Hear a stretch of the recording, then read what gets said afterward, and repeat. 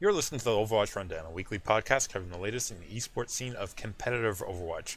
Today is December 19th, and we are covering the Nexus Cup 2017 and Overwatch Hero Rumble.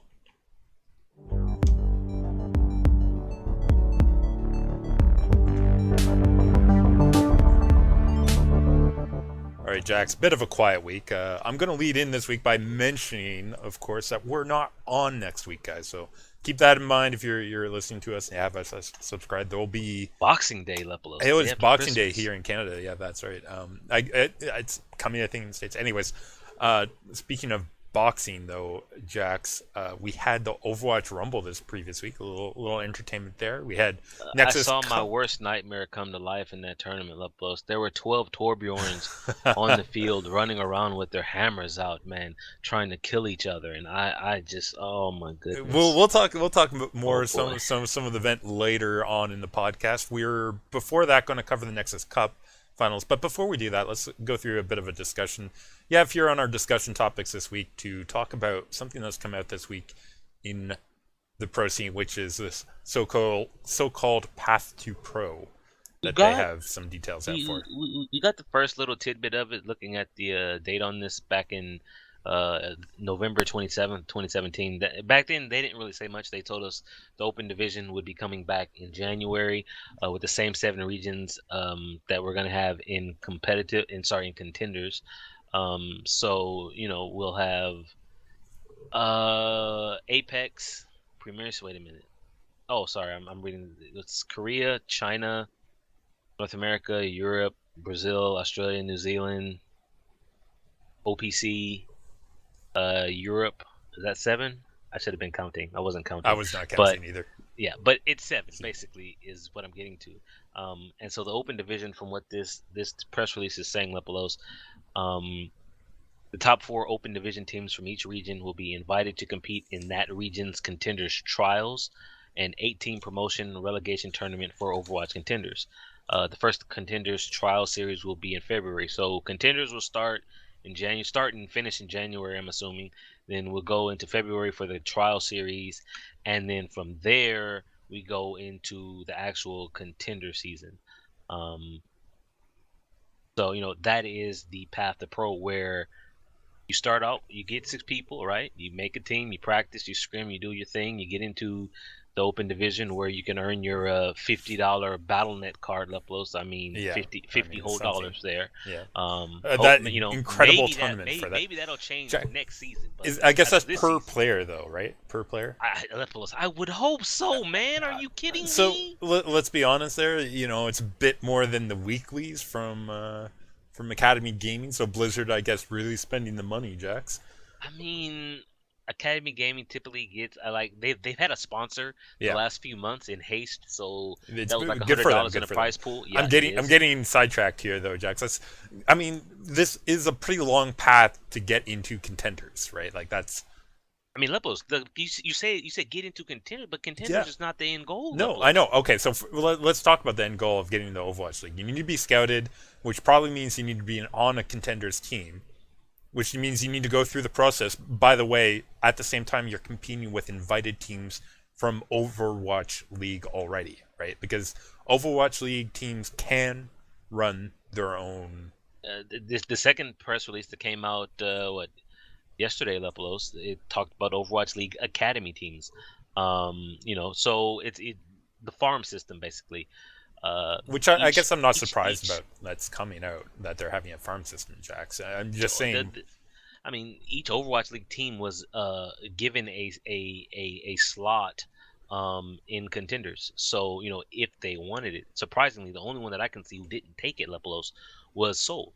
yeah. And I say surprisingly because Lunatic High still exists, but perhaps the Lunatic High organization, once they sold off the old roster and coaches and things, they didn't want to continue to be tied to Seoul, or maybe Seoul didn't want to be tied to them. I don't really understand why not, but you have from China, you have the Shanghai Dragons, Europe, surprisingly London Spitfire. I say surprisingly, but because I think of them as Cloud9, but they'll be staying in EU with London, so that's the only team there. And then in North America, you've got Boston, Florida, Houston, Los Angeles. Actually, wait a minute. I just noticed the Valiant aren't here, Leplo. So That is you've surprising. got the Gladiators, but no Valiant. You've got New York XL, Philadelphia Fusion, and San Francisco Shock. So no Soul and no Valiant taking up So the Academy slot. Interesting. that is definitely interesting. The other question, which I don't really have answered here for, is if the owning companies can run their team separate from the Academy gaming slots as well, right? Because say like Valiant, right? They're Right. owned by Immortals. Immortals, yeah. Yeah, so if they take that slot, does it have to be branded as the Academy version of Valiant? Interesting. And Interesting if idea. not, can they say like, well, we still want a brand in Overwatch, in Immortals, so we're gonna generate our own That's team. interesting. Very, I mean, it's probably something that they might ask Nate Nanzer on some of those other I podcasts. mean, hopefully. I suppose I should have What? reached out to my buddy Nate to see if he could come on, Yeah, but right. I figure it was too late to get him for this week, and we're not having one next week. So Yeah, we from didn't now want to to. the end of the year, there was no we didn't have any space in our busy schedule to fit him in Oh, here. totally not. And we didn't want to draw away from the small crowd that goes and Exactly. watches the overview with all the procasters or sorry, pro gamers and their connections, their few viewers, whatever like handful they get over there. Not like our large podcast. So we didn't need Nate Answer here or No, anything I like mean, that to but ask these questions. But so yeah, I mean, that's one reason I can think these teams don't want to have an academy right. team. Like that, if that's They still want to keep like a so. branding. I mean, Yeah, Immortals as a brand still exists, Leplo. exactly, Cloud9 as a brand still exists. exactly. Cloud9 or London Spitfire, they're choosing to operate under that brand. Yeah, and I think it would be interesting Blizzard to say like, yes, our Overwatch League teams have complete rebranding. Oh, It you would know what? be I'm sorry, go sorry. ahead. Go ahead. No, I'm looking at this. I keep saying that it was only Seoul and Los Angeles Valiant Leplos. There's no Dallas Fuel. No And fuel. as we know, Dallas Fuel envy. Yeah, but and So you they're can another one not imagine. choosing to take that slot. Yeah, you can imagine a lot of these major gaming organizations still want their brand in the game, and not just our Overwatch League brand. They want their Right. their actual name of a gaming organization, The which will boys in always be blue tied, Leplos. which will always be tied to their Overwatch League team, even though Right. Blizzard might want to hide that if they do this. But I think it's in Blizzard's interest to say like, hey, yeah, your open division teams, they can be named envious or whatever. I think that'd be great for the So, competition. Like we need gaming organizations at the lower levels to build up because it's such a brutal path. This one that you've outlined here. but at least they have a path, even if it is rather rocky right now, Lepelos. But I'm looking Yeah. at the teams who have already been invited for the first contender season, or sorry, 2018. Wait, didn't we already have Contender Season 1? Sorry, I guess that was 2017 Overwatch Contender Season 1. Now this is 2018 Overwatch Contender Season 1 invitations. I just want to go through the regions right quick. But from China, and before you say anything, I just want to get through this. So Yeah. we have Yeah. 1246, Legend Young Beyond. Is that Then Lao Yin B? I think so. Legend Young Beyond? What? Where's Lepelos? What? Legend Young Beyond? I Where's Lao Yin B? maybe this is the English translation that Come they're on, using. Lepelos, please. I have no This idea. is like something Pass us to bang Toasty. Pass us that to you Toasty. had for Our that language Taiwan interpreter. tournament a few weeks back. Something bang is We'll what we're we'll doing now? we'll send it to our linguist, Jax, and Okay. we'll get our Then from translator the on third it. slot, Lepelos, LGD Gaming, Lingan Esports, Lucky Future, Miracle Team 1, Miraculous Youngsters, VG Gaming. I do want to point out that of the 8 teams here, Lepelos, 2 of them has ceased to operate in Overwatch. We have lost Miraculous Youngsters and 1246.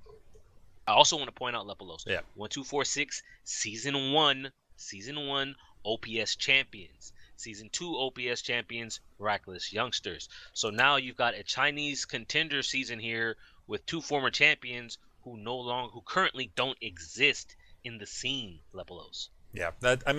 These are previous invites going out, but that's not to minimize how serious that is that you Lepelos, lose your you've champions. lost. You can say you've lost one full team because the Shanghai Dragons, right? They took talent from the region. They made a team. That's one gone. You've now lost Miraculous Youngsters, your best team in China. You lost 1246, another top team in China. LGD Gaming lost multiple players to Shanghai Dragons.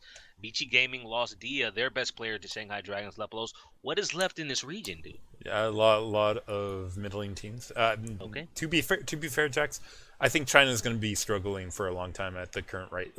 Like losing the top tier talent They're going to PUBG, Lepelos. PUBG. to PUBG. Yeah, that's gonna hurt them long term. And if Shanghai Dragons, which I imagine will stay regional in their selections, they're gonna remain a hometown team. They're gonna, from our indications at preseason, and with their performance at Nexus Cup, which we've discussed previously, we'll have the finals coming up here shortly. The teams in China will continue to not have the same level of talent right now that's in Overwatch League, so sort of looking like Dragon's going to be struggling for the long-term future too. I just don't get it. If you're the owner of the Shanghai Dragons, you can't let this top talent just literally leave the game. Yeah, that's money on Miraculous Blizzard. Youngsters level. What a loss for Chinese Overwatch, man. That's $20 million investment. He couldn't throw a few more dollars at these teams. Jax, it wouldn't take much. As we were talking in the pregame show, they can't even throw a couple dollars for production either for any of their stuff. So let's go to Europe then. From Europe, we have 6 teams. 6 of the is it how many teams are Contenders? 8 or 12? I think it's going to depend. It depends on what they'll do. But previous season was 8. 8 okay. Teams, well, so with the current teams from Europe who have direct invites, 1, 2, 3. Bazooka Puppies, who unveiled their new roster on Twitter yesterday or today. EU United, really interesting. I wonder who they'll pick up. Gamers Origin, Team Singularity, and Team Gigante. Have heard some of what Team Gigante is doing. So that 6 teams there. I guess we could throw in the London Spitfire for number 7. That I can't wait to see what all these rosters look like. If this is supposed to be starting in January, Lepelos, sometime between now and our next podcast will be after New Year. I'm hoping we'll have a lot more information on it. Jax, I do have some information here because I scrolled down to make sure I got this right. You're saying like last season was, I believe, 8 teams, right, and then 4 in the playoffs. It looks like this year it's going to be 12 teams if the Australia and South American. Okay, so I'll read the paragraph. These teams will have, for Contenders, Australia and South America, top 8 teams from Open Division will be invited. Teams placed 9 through 16th will compete in Contenders trial for the remaining 4 Contender slots. So that's 12 teams. It's looking like. So if that holds through Pacific, North America, Korea, Europe, China, there would be. Well, we're missing 2 teams out of China, so there's going to be 6 slots open there. Europe here has 6 teams listed in their contenders. So 6 more teams open there. And let's be honest for a second here. In Europe, I don't foresee a problem because Europe is full of talent. In China, you've already got 8 teams here. You're taking away 2 unless they come back, right? So they might change their mind, which I think Blizzard said they had until sometime January 9th to accept these invitations. So they might change their mind. Yeah, but or like other talent might come. If you have to come up with 4 to 6 more teams from China just to fill the bracket, we're kind of at the bottom of the barrel now, aren't we? Well, we're into that lower. Remember, like Team Story chapter. We're into those teams. Oh, Lepelos. That's honestly where we'd be.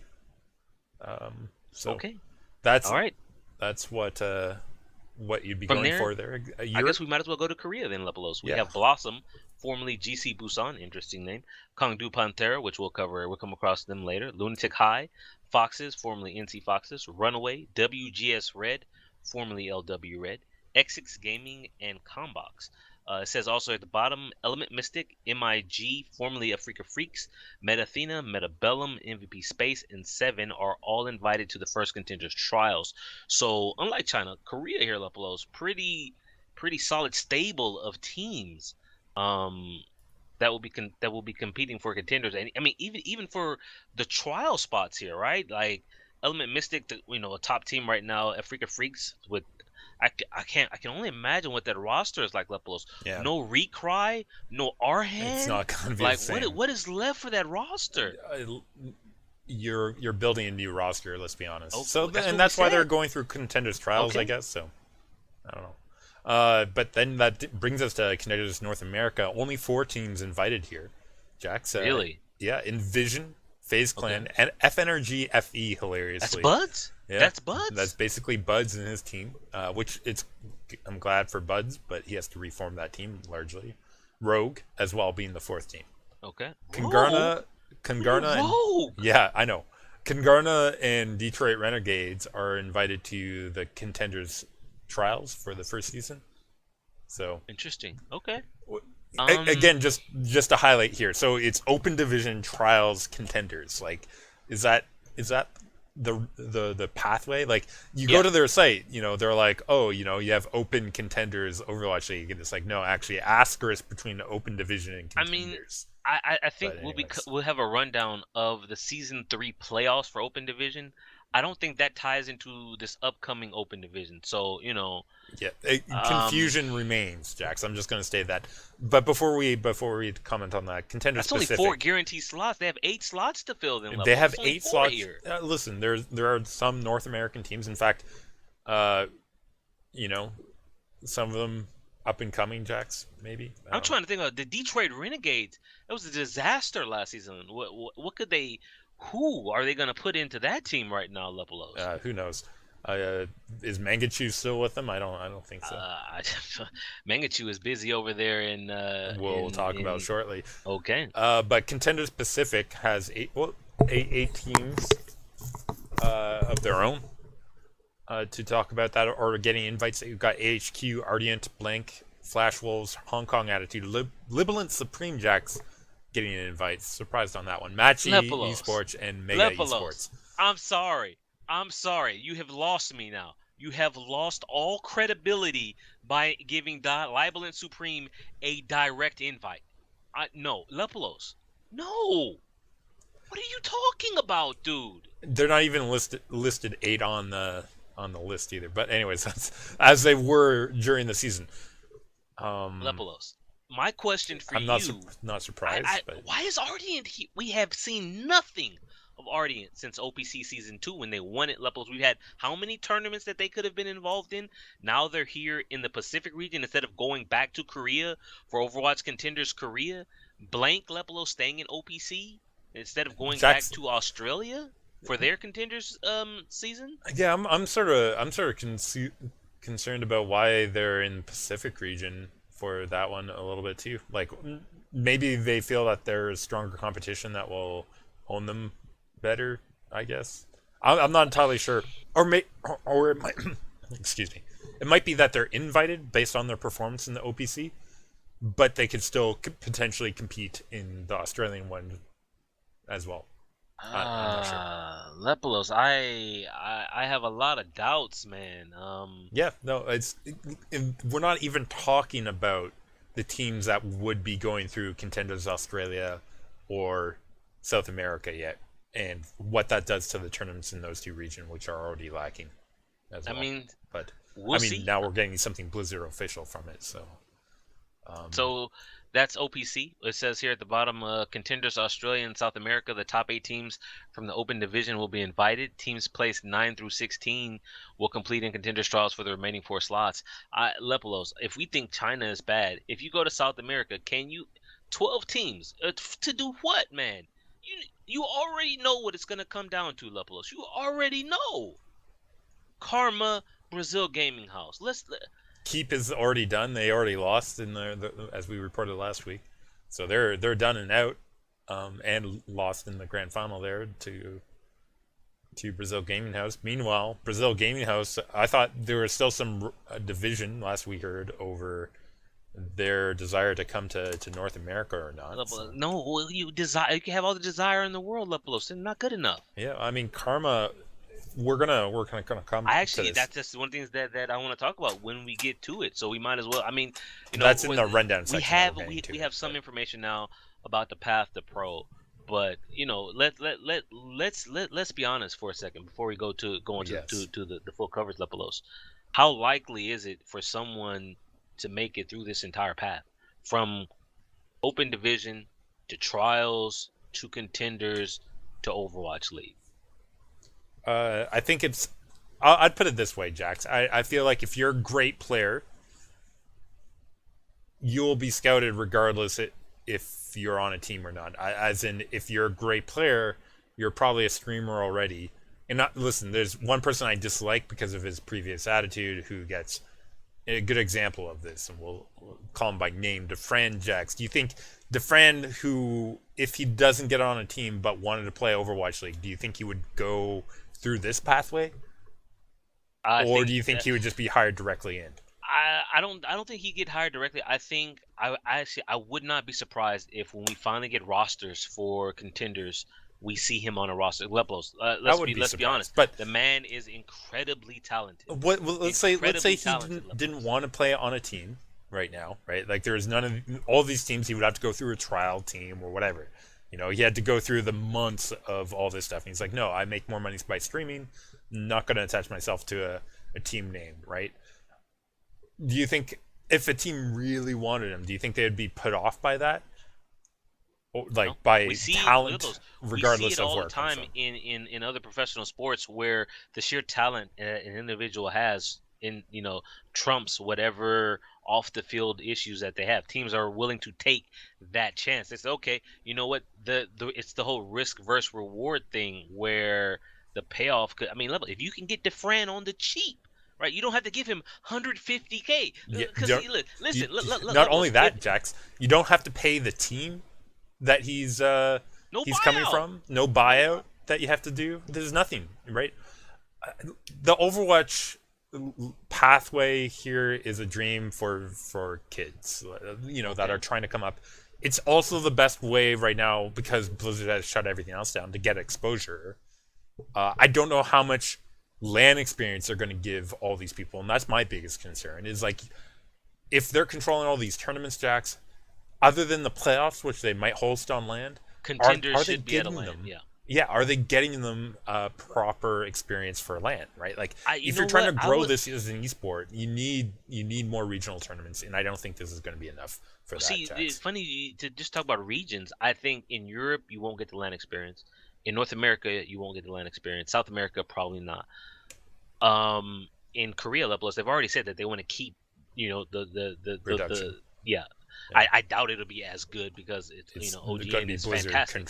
But China and OPC, they've all done the LAN thing. So I think those regions will continue to provide the LAN experience for these young players, which, as you said, they need. But for these other ones, I don't see it happening. It's just the money, the cost would rise, Lepolos. And if we're talking about cost, Blizzard's already shown that if it's not Contenders, if it's not Overwatch League, they don't really want to put much into it because, I have her on the schedule, all these open division season 3 playoffs, Lepolos. Have you seen any advertisements for it? Anything, anywhere, except for something somebody put up on Reddit or someone found on over.gg, Lepolos. Anything from an official Blizzard source promoting this. There's nothing. Absolutely anywhere. Nothing easily found. You'd have to sort of know about it beforehand if you wanted to catch it, and even then it wasn't advertised, so not hyped up, no buzz, to use social marketing terms from 2013. If you want to talk about hype and marketing, take this the current tournament, the only tournament that the real tournament's going on right now, the Nexus Cup 2017 annual finals, which we're about to get into right now. Yeah. We had one bootleg stream. Yeah, I say bootleg because that's what it was. They're not official. If you went to the competitive Overwatch Reddit Lepolos threads that bring it up, it's banned because it's not an official stream. So the moderators ban it, and so this is a big tournament, right?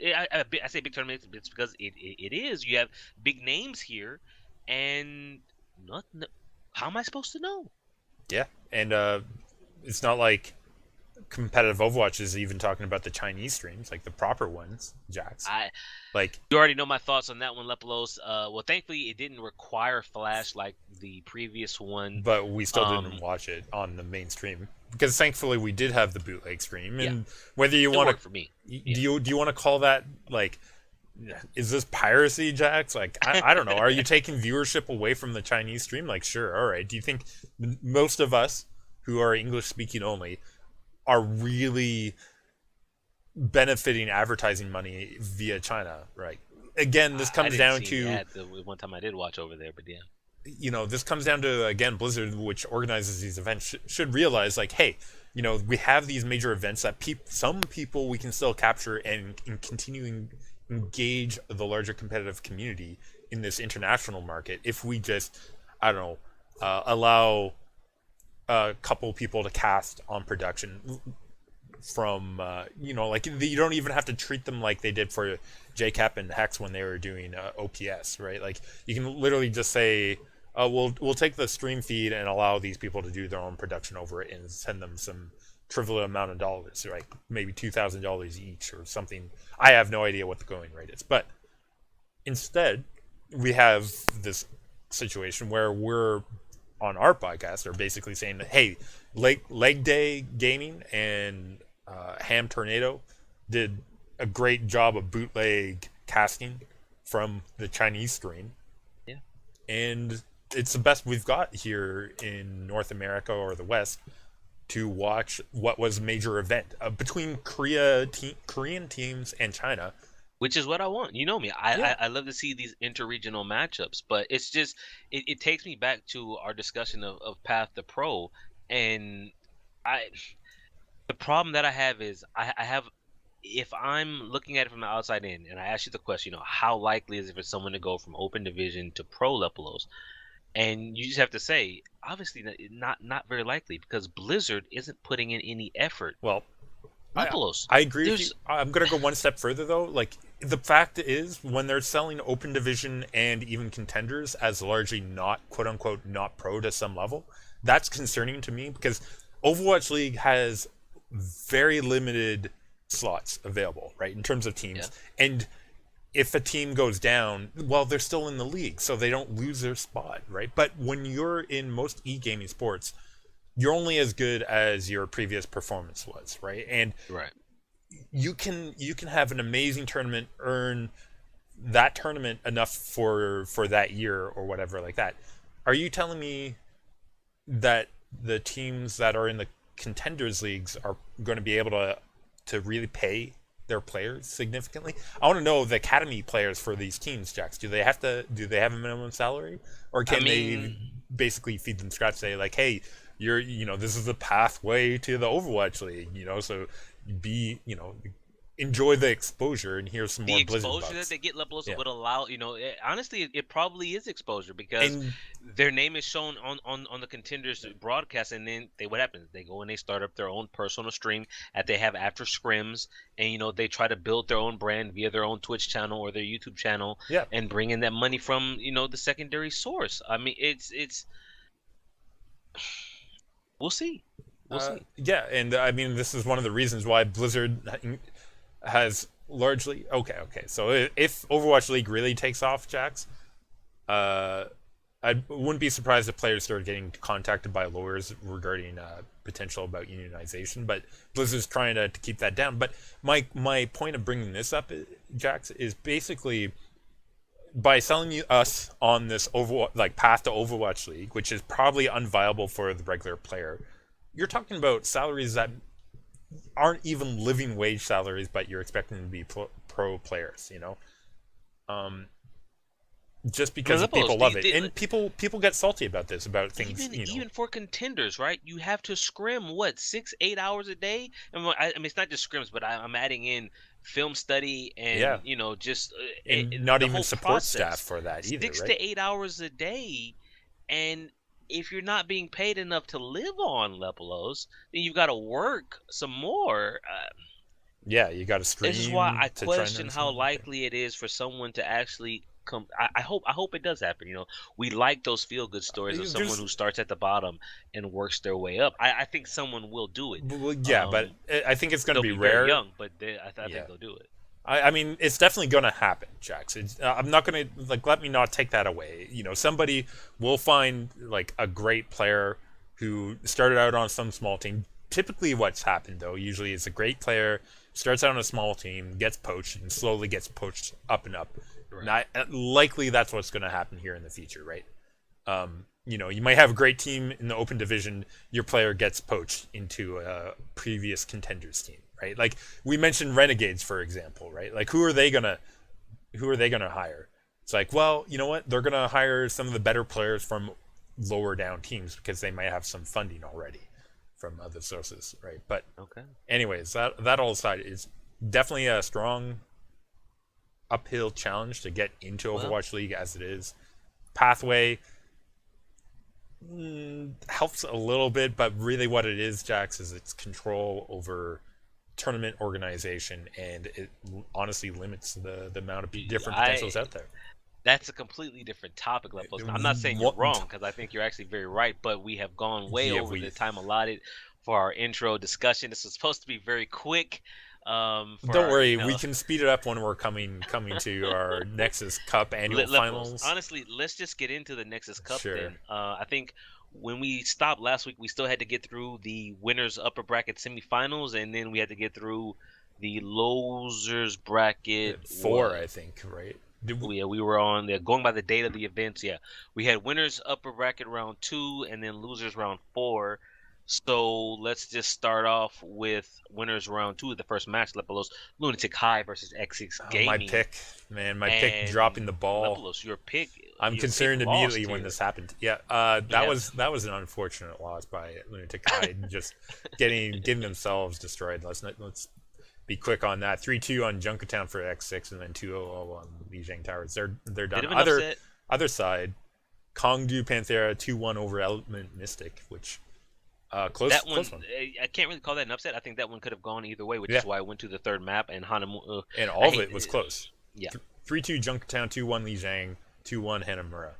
All right, so that's Lunatic High and Element Mystic both going down to the losers bracket. And losers bracket round 4, Lepos, we had Vici Gaming. Everybody knows my love of Vici Gaming, facing off against Element Mystic, and the magic ran out. I've always said Vici Gaming on any given day can beat any team they come across. We saw previously, Lepos, they beat Runaway, they beat Seven, two pretty strong Korean teams. They could not beat the rising Korean team of Element Mystic, which they lost 2-0. It was 3-0 on Junkertown, bit of a beatdown there, and 2-1 on Oasis. Vici Gaming, it just wasn't their day. In the other losers round 4 matchup, we had Lunatic High versus Meta Athena. Lunatic High took that 2-1. They lost the first map of Junkertown 1-0 to Meta Athena. Lijiang Tower went 2-0 to Lunatic High, and Watchpoint Gibraltar 3-2 to Lunatic High. So Recry and Arhan and all the talent that they have at Meta Athena Leplos, they've got some work to do before Contenders starts. A lot of talent on that team. A lot of talent.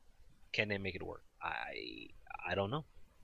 It should be there. It feels it should be there. I don't know what's going on with him, but that's been sort of our take on. We always say that, though. We always say that. Yeah, we always say that. I still believe it, but the coaching there is not tapping in and figuring out. It's a completely different team, though, Lepos. They went from AF Blue, and Taerong, who is now the coach of the Houston Outlaws. Now they're over with the Meta brand now, and we're seeing similar results here. Yeah, similar results. It's still concerning. Jax, let's go talk about the winners of the losers round 4. That's Element Mystic and Lunatic High here. Okay. Jax, my guys in Lunatic High not doing the lower road very well. Element Mystic take it 2-1 over Lunatic High, including a 3-2 Junkertown and a 1-0 Volskaya Industries. Yeah. That is a disappointing performance out of Lunatic High version 2. I don't know what else to say. Element Mystic, anything less than a grand final or a second place finish was going to be disappointing for Lunatic High. Yeah. Like Meta Athena, this team here filled with talent. They absolutely are. They got time, right? Contenders is a month away. Yeah, so you got time, figure it out. But from there, we go to the losers bracket final level. We go to the upper bracket final, which had X6 Gaming versus Kongdu Panthera, Lepelos. X6 Gaming continuing to ride the hot streak. 3-2 Junkertown win, 2-0 Nepal win to send Kongdu Panthera down to the losers bracket final. Yeah, and down in the final down there, Kongdu Panthera soundly beats Element Mystic except for on Junkertown. So they take that one 3-1 down there. And Jax, when I say soundly, let's just move ahead to the final map. Lijiang Tower 2-0 there, but Route 66, the final map, Jax, beat down 3-0 on Route 66. You can't feel good there. What's with all this Junkertown though, Lepelos? It's being part of the tournament, Jax. Man. it's just I think it goes with their set design of having Junkertown on the set. I don't know. I Yeah, don't know I the mean, if you take fascination a with look it. at it, Junker. See, the thing that I don't like is that Junkertown is first in every Every single match. single game. Well, Jack, That is boring. maybe it But won't be the start of X6 versus Kongdu Panthera because X6 Gaming, given the one game win, maybe that would have been considered the Junkertown from the upper bracket was it finals. Lepolos? Was No, it? No, no, of course it was no. not. We're back at Junkertown to start. Um, Junkertown sort of goes similar in the finals here to the semifinals. It's another 3-2 for the side of X6 Gaming. That gives them a 2-0 here. Uh, Lepolos. Again, it's a fairly I have to close go one back to what we though. talked about last week though with these Widowmakers. We saw Widow for both sides. Yeah, People, please, if you not that have great. contacts with these teams, tell them don't just throw Widow out because you have it because you think your guy is good at it or your girl is good at it. They're not. Okay, these Widows were not really good. Let's be honest, man. These are tier 3 Widowmakers that we're seeing here. I I was stop. So something else I know we're going to talk a little Just bit stop. about later. Jax Kongdu Panthera looked like they were going to have a pretty decent time on their final push trying to make the third point. Yeah. Choi Hoban came through there, coming back out with a cleanup. And Kongdu Panthera in what was looking like a winning fight ended up dropping it from there and not even making that third point. We're going to talk about Choi Hoban a bit more later. So that gives X6 a 2-0 off the start immediately, taking us to Nambani, Kongdu Panthera. Should get the point. Losers do get to pick, what map they want to go to. And so they decided to go from Junkertown to Numbani. So more hybrid. Hey, you know me, I like hybrid. Yeah, I like hybrid's payload. good. So all Yeah. good there. Yeah, and this was a pretty interesting one, I think, as well too. Like the Nambani one, it was in the series, it was a decent one because it ended up getting fairly close again. Kongdu Panthera attack found, success pretty. Well, not right away. I mean, they did get held once or twice there, but they managed to get through with 37 seconds on the clock, Jax, after some difficulty in the third phase until Youngjin and Decay really go off on DPS slots to cap out there. X6 Gaming on the other side, unable to break that third hold at all, despite having some picks into that final fight. I mean, there was a magic that X6 had when they were on like Condu Panthera had some momentum, and then X6 stabilized. Architect on Genji, was it? Architect on Genji was playing very well. Godsby, I think, had moments, but for the most part, hit or miss. And then when they went on the attack Lepolos, it was like I won't say Kandu figured it out. It's just Architect was no longer getting it done. And when your Genji doesn't have the magic, then your team tends to stall out. Well, No one was able to reach Yongjin, who's playing that positional soldier. Where on Nabani there are so many different places for a soldier to set up shop and dictate the pace and dictate who goes where, because you have that incredible weapon and the Helix rockets, and the enemy couldn't do anything about it. If I can just jump in there, Jax, it's incredible that you say that they couldn't really punish him, because when you looked at the composition of X6 here, they were doing full dive, and I mean full dive, Yeah. Jax, right? Like, I mean, classic full dive. Both tanks, Genji Tracer, Lucio Zen, as well. Not even the Mercy, and I think that might have been one of their problems on X6, which they used throughout, was this full dive attacks on certain maps. Like the full dive can work, Lepolos, Yeah, but it can. the bigger issue for me that I have here in my notes is there's no coordination, there's no focus between when No Smite initiates on the Winston and the DPS follow up. Like we're only on the second map here, but it continues on throughout the entire series where I see No Smite go in, and sometimes No Smite would go in really deep, and I'm like, bruh. Like there was one point on Winston Lepos, he pushed. I want to say it was one of the times that he actually did get Youngjin, I believe. Yeah. Pushed him all the way back to the spawn. So they had not even capped second point yet. This is X6 on the attack. They had not even capped the second point yet, but the Winston pushed the enemy soldier all the way back to the spawn, Leplos, and then Winston was back there. Dude, the payload is behind him, Leplos. I get you're creating space for your team, but let's be real here. You didn't.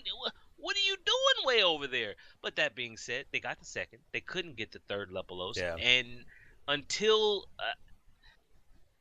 I'm not used to when I think of top level Korean play, I think of teamwork and coordination being the very best. And so now when I'm looking at what is left as the top teams, like this is a Korean Chinese tournament, but this is really a Korean final here.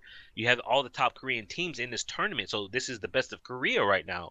And I'm saying to myself, if that was Miro with Who Are You, this would already be over. They would have capped it because the coordination would have been there, but it wasn't. So the second map, or third map, I should say, Numbani goes to Kangdu Panthera Lepelos. It's now 2-1. Yeah, we go to Hanamura next for the next pick. Here, Jax, Kangdu Panthera holding out well off the first fight against X6's attack, but X6 do make it through with 1 minute on the clock when Architect they capture with the Dragon Blade, dude. Yeah, and Godsby clearing up from there on as well to clean up that point. Comes with a pretty good transition when Choyobin lands a good 3-kill self-destruct. And it's not random. I watched this because I knew you were going to say this. Because he's had multiple ones. And I watched him to see what he was doing, and it worked out well because of the timing of everything. This one he launched because X6 controlled the point when he launched it. So he knew the team either had to come back to point or had to go in hiding. His timing so that it was still in the air when it landed, and it also removed the cover from the attacker side of point where 2 people were down in that little cubby hole trying to avoid it, Jax. They had nowhere they could go. I mean, Levels, you give him all this credit, which is fine, right? Except what happened at the end of this particular fight. They only got 91.8% capture progress because it's 2 CP. Yeah. I mean, they got 2 ticks at least off that, Jackson. That's important because after that fight, the next fight, they managed to get it, and they wouldn't have gotten it, I think, if it was only 1 tick or 0 ticks. I mean, but granted, 2 CP. They were also gifted a free kill by Yongjin, who for some reason is chasing kills on a Doomfist Lepelos instead of camping those corners, so that when they come around, it's like boom, fist to the face. He's like, you know what? You're running away from me. I'm going to follow you outside of the capture point in the hopes that I can kill you as you're running away, even though I'm Doomfist. And once I use my abilities to get in range to kill you, I then cannot escape. Yeah. So Doomfist dies, and like, wait a minute, did we just get that pick? We're going back in. They take the momentum, they run them over, and they get the cap, Lepelos. But I mean, for me, this is Architect playing very well for X6 Lepelos. This is Godspeed being very quiet, and them being very lucky that Kangdu Panthera made that mistake. Yeah, no, I mean that's definitely on the Doomfist play there, Jax. I didn't like the Doomfist pick for this. Listen, it wasn't a reaction pick either, Jax. This was a chosen composition, and that's what bothers me, right? Like if you're saying like, oh yeah, this is like reaction to their. Like no. You know what? He switched to this. I think what it was is they lost 3 people to that self-destruct from Choyobin, and so he was coming up. People like to bring Doomfist's ability to get that instant 1-hit kill. People like that on 2CP just because as soon as you start getting kills as a defender, Jax, the fight turns in your favor. I'm pretty sure it was prior to that he selected Doomfist. In the transition. Unfortunate. In the transition, so it was a chosen composition for a B-point defense, which I still question. I'd have to double check that, but that's where the order that I have it in my notes right now, or that, because I sort of questioned that one.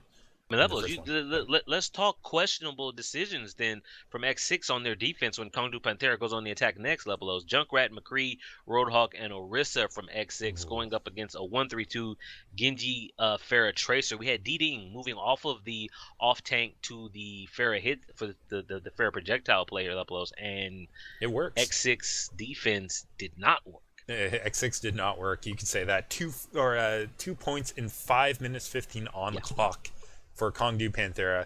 Lepelos, I have to go back to Godspeed. I have here in my notes. He's now AFK on McCree. He did nothing. He did nothing on up McCree. And down the list here. None of X6 working. Jax, they have to go on attack.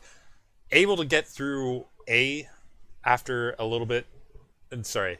Did I say able to? No, I mean not able to. Kongdu Panthera holding out fully here on that 8-point Jax. Sets them up here for an easy take. Lepelos, they had 2 minutes and 50 seconds. They How can do get you it. not even get one tick in that amount of time? I think Yeah. at one point, Lepelos, they even got desperate and went to a 2-3-1 Genji Soldier Tracer with Bebe going from support to soldier for the hit scan. It's definitely concerning stuff. Jack's trouble continues though on the next map. Let's go there. Route 66. We should point out. Oh, you mean when Kongdu goes on the attack? Oh no, I mean we don't need to say. I mean, I said in summary. Let me just say this again in summary. Okay, my bad. X6 here basically no hope, and they pick a composition that doesn't really make any hope. Lepelos. Widow, Genji, Mercy, Kongdu Panthera going with their solid 1-3-2. Easy. Think cap. about what you just said though. Kongdu had 5 minutes to attack. Guys, do we need to cover this? You take defense. I mean, because you're gonna take defensive Widow for 5 minutes of defense. It makes no sense. 8 points. They're like, minutes? We've got to conserve our energy, Jax. Godsby. You know what? It was Godsby, of course. My nemesis for this episode, Godsby, defensive Widowmaker. Yeah, okay. So I'm not surprised. Like, Jax, it was definitely... He couldn't hit nothing on McCree, so he goes Widow. If you're in competitive mode, some people might call that a throw. Jax, the game was over, I think, in my opinion. And X6 was pretty much... X6 was pretty much giving that up at that point. Moves us on to Route 66, though, Jax, and the defense continues to be completely lackluster on the side of X6 here.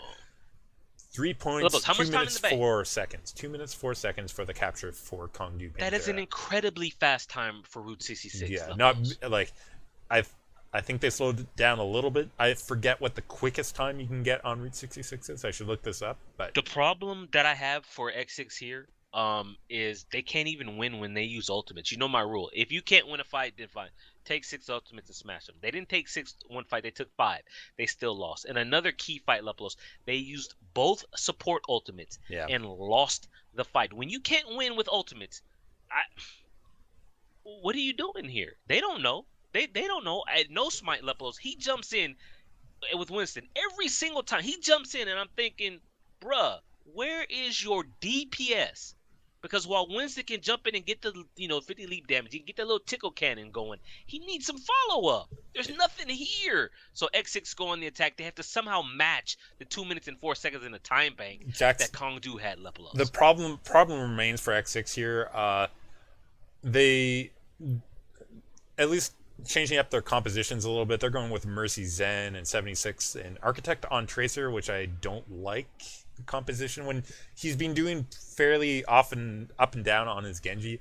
You go he's been the best they've had. I mean, it's not you put him on Tracer here. Tier 1, but it's questionable, Jax, and the question really gets answered for me in the second phase when they get held going into OT. All Kongdu Panthera has to do is one last hold, and they managed to come out. Okay, Jax, X6 had cleared them, I believe, and they just had to make point and clear Kongdu Panthera, who were coming out of a choke point. And they couldn't do that. And Kongdu Panthera able to hold them in the second there.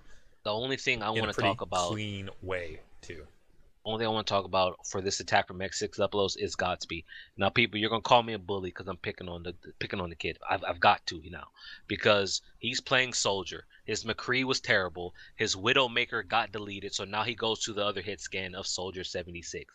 3, I say again and count them. 3 tactical visors, Lepelos, with which he got 0 kills. First tactical visor on the first point, completely unaware. And Decay comes in from the side, flanks him on Tracer, instantly deletes him. Tactical Visor gone. Second Tactical Visor was right in between the transition. The door comes down after first point. Pops Tactical Visor. The Winston jumps in, drops a bubble up close. The Visor went all into the bubble. That's all he did. He shot Winston bubble for the whole Visor. Yeah. The next Tactical Visor, Lepelos, oh wait, the enemy team has Transcendence.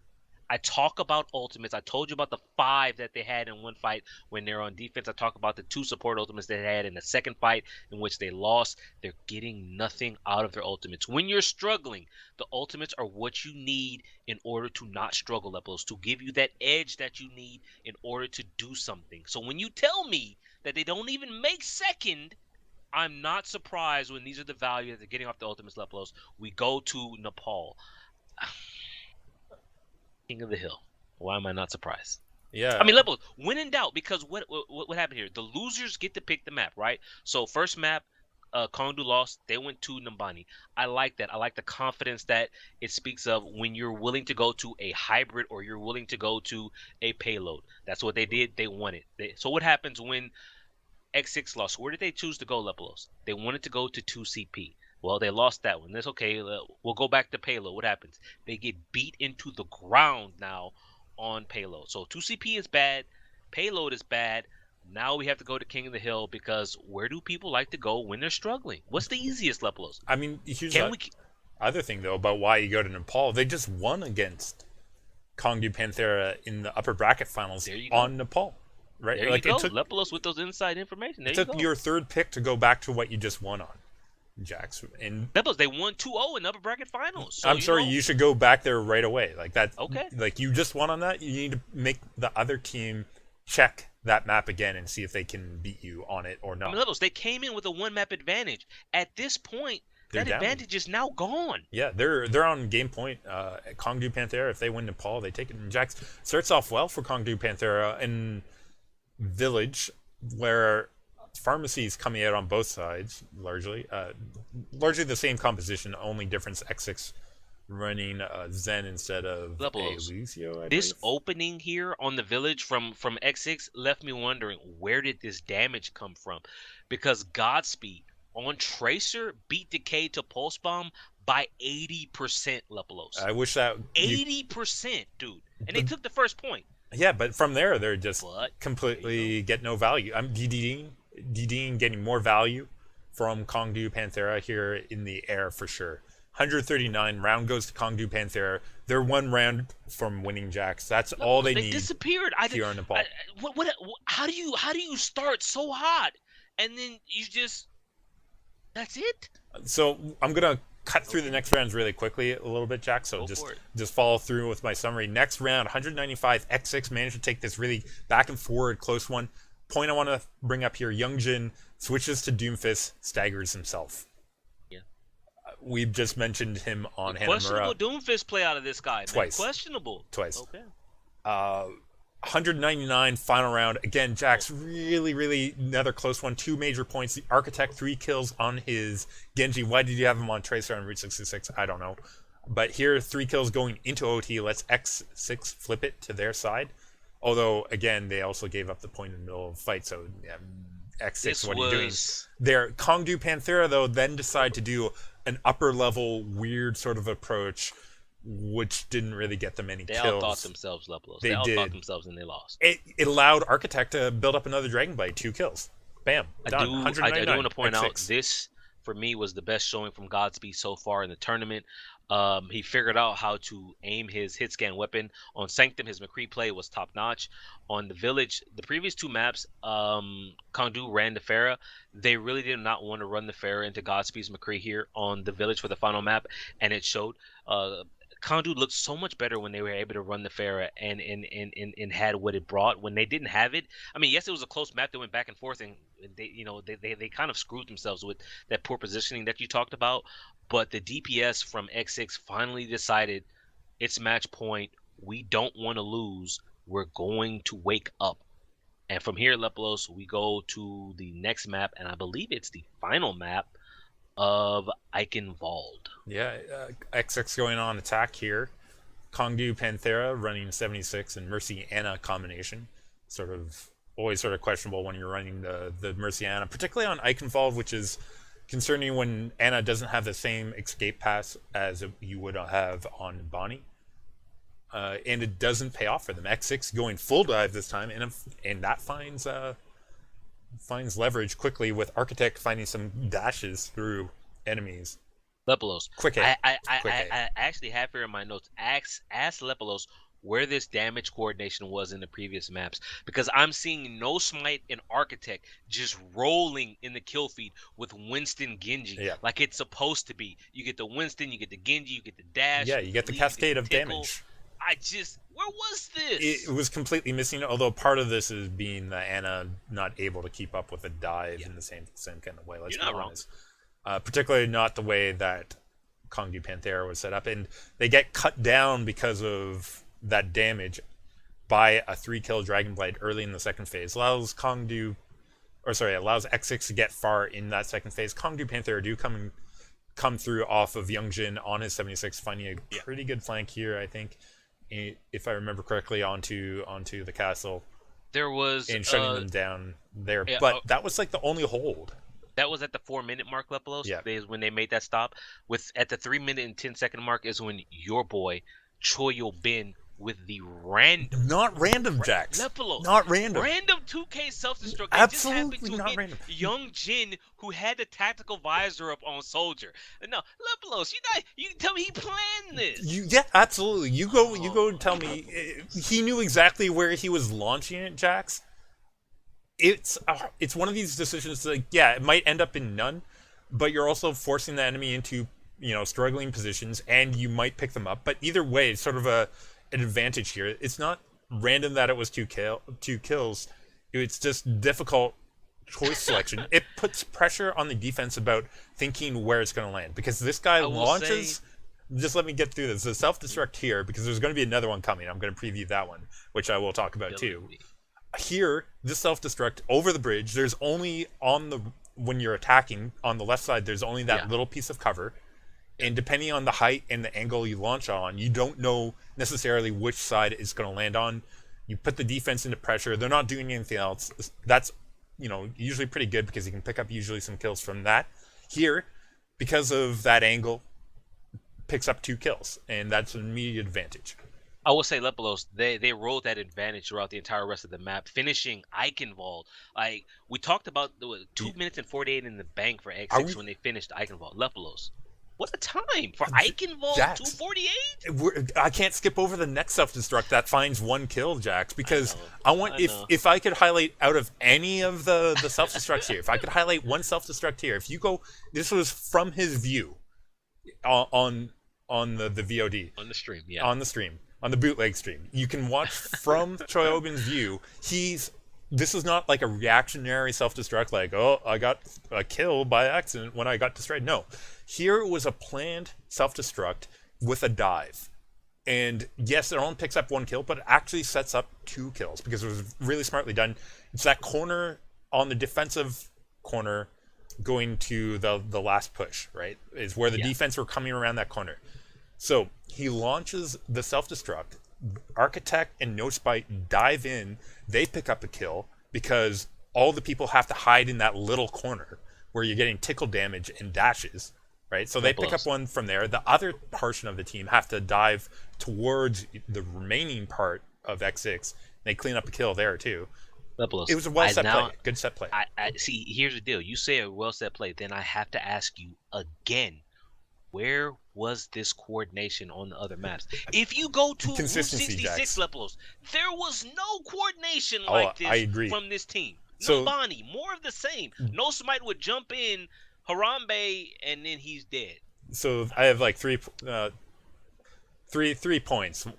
Consistency is always hard to do, Jax. Period. That's but teamwork. Pro teams at the highest levels. Is hard.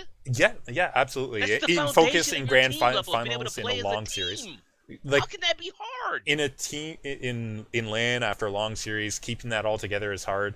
Map knowledge, because you don't know which map you're going to be playing. Maybe they weren't as well practiced on all the maps, Jax. That's my second point. There was a third point I was going to make, but you distracted me there off that one. But sometimes it just doesn't click. That goes in with consistency. But, okay. I lost my third point there, but that's okay. Then I take you back to the path to pro. If this path to pro took them across, someone like former Lunatic High and now Team Soul, Lepolos, we have seen that team go through these long 7-game series, Lepolos, and win it out because of their teamwork and their stamina and their preparation.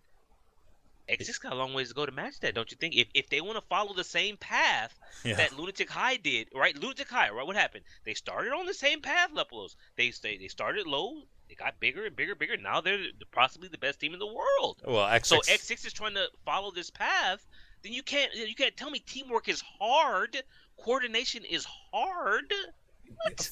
I mean, that's a fundamental. Listen, if it Lepelos. was easy, Jax, all of my teams in competitive would be a lot more fun to play. Well, okay, Lepelos. Right. Here's the deal, though. Kangoo Pantera still has to go on the attack. They know what they got. It's hard, right? They have Yeah. to meet that time of 248 in the bank, but they can do it. They've played well on payload so far, in the series, except for Junkertown. But Kangoo Pantera go on the attack, Lepelos. We see 222 Pharmacy Tracer. Interesting defense with the Pharmacy there. They must have had a read, or this was a chosen defense. Like, they either knew Kangoo Pantera were going to come out with their own Pharah, and when you consider,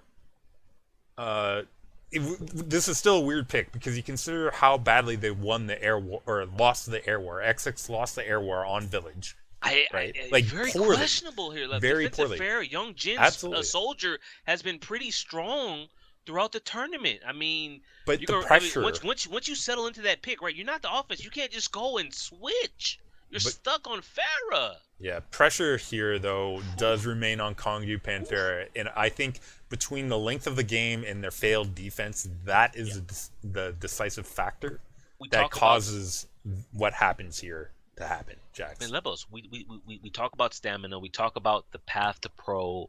And Kangoo Pantera is not the Kangoo Pantera that went to C9 Kangoo that is now the London Spitfire, right? They ran out of gas here, Lepos. This is game 7 of, this tournament, it's in another country. Who knows what their sleep schedules have been like. They ran out of gas mentally and almost physically here, Lepos, because the performance is terrible. What happened? Tell the listeners what happened here, Lepos. It ends up being a full hold. They lost a single tick off of the first fight here, Jax. The one thing I want to bring up is you mentioned Young Jin here on his 76 previously doing work. Jax, Young Jin here playing like Godsby and Nabani, or zero value off of his tact visor at one point here, and not winning with ults either. They're not even forcing out ults on the side of X6. If the time had been closer, if it had not been 2 minutes and 48 left in the bank, I think they probably would have put up a better attack. I think mentally they were broken here, Lepelos. You go back to the random Choyo Bin self-destruct 2K on the bridge, which got Young Jin on the Soldier with tactical visor. That was a key moment, Lepelos. They wrote that all the way to the end, to that set play that you broke it down in the final third phase, and which was a brilliant set play. Never mentally recovered from that.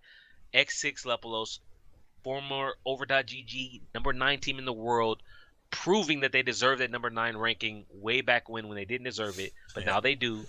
And well, I don't know, Jax. Now we have 12 Overwatch League teams. Can you say they're number 9 in the world when we have 12 Overwatch League teams? Maybe they're number 9 in the remaining teams, Jax. I don't know. I might be able to say that. No, it's a good win for them. It was a good win. We say this was a Korean and Chinese tournament, but if you stop and look at the upper bracket of the playoffs, these are all Korean teams, Lepos. Every one of them is this is basically the best of Korea right here, except for Ardian. Perhaps Ardian, but we don't know because Ardian never shows up anywhere. But from what we've seen here, Lepos, X6 right now, best team in Korea. But what does that say when they played so sloppy, when the consistency wasn't there, Lepos? When I was bored out of my mind on Route 66, you mean, Jax? Like, I'll be honest, there are certain portions of certain maps here, a number of them, which I was just not that excited about watching between X6 and Kangoo Pantera. You already know what I wrote in Discord. I said, this is boring. As if we don't censor ourselves on here, Jax. Like, if you guys want to see the full uncensored, I guess come on to the Discord, guys. There's invites everywhere that we will put up on our social media for that. But in all seriousness, you're saying you're bored. I'm saying I'm bored, Jax. It wasn't the most exciting gameplay overall, and that's just the fact now of missing the top teams from these regional tournaments. Which, granted, fine. I'm okay with that. Accepting an amount of that, Jax, but.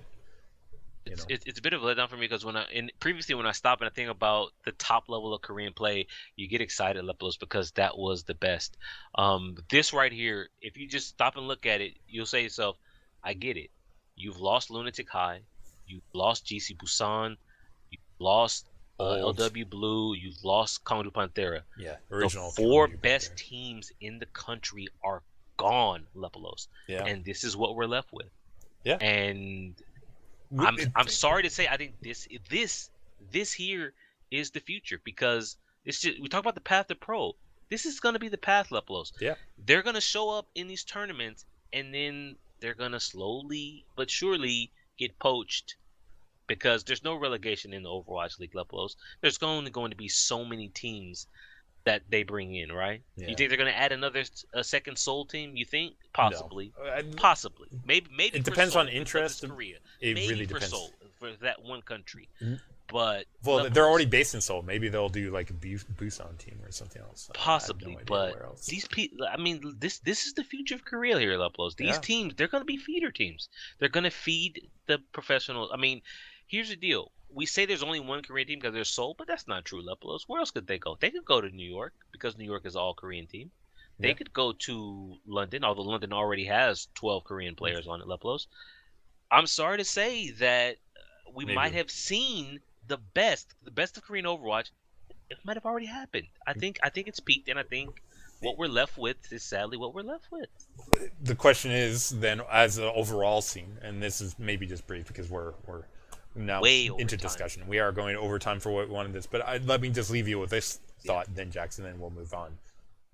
You're saying that we might have peaked in the regional tournaments because of the vacuum created by the Overwatch League team. Yeah. The question then I have for you, Jax, is Overwatch League team going to be a greater peak than what Korean Overwatch was? Are we going to see a greater performance and level of play from the Overwatch League, or has Overwatch League in its creation basically caused a peak to already have happened, and performance and play from this point on won't actually be reaching the potential that it could possibly had already reached We'll see. previously? I mean, Lunatic. Just off the top of my head, Lepelos, Lunatic High versus MY at the OGN Seoul Cup. Last October, or a couple months ago in October, Yeah. and Overwatch World Cup South Korea versus USA. I think quite possibly my two best matches I've seen, and it'll be hard for them to replicate that, man. We'll see. Sadly, Lepelos, MY, one of the teams that I just said 2 months ago, performed in one of my favorite games. My favorite games, yeah. Team no longer exists. Yeah, no, they lost so hard, Jax, that they went to PUBG. Okay. Leplos, from there, we now go to the Rumble. Yeah, so this was an interesting. We've mentioned the precursor to this. I think last week we were mentioning about the struggle for Mangachu to even make The passport. get his passport. Mamachu coming through in Jax. It was a big come through for that because of how everything shook out in the Overwatch Rumble. Overwatch Heroes Rumble, I should say. There was Overwatch Rumble, which was something completely different. Just a couple comments here, Jax. This was meant to be maybe more entertaining than serious, I think. Like, if I was to balance it out, because they had some unique game modes, they had a lot of show matches, and I think they really did well at capturing that entertainment side very well of Overwatch in a way that we haven't really seen previously. And when I say that, I think of every time that they had NA and EU face off regionally without actually facing off, or Overwatch World Cup where they're like, no, we can't have people to play together. That would be too interesting.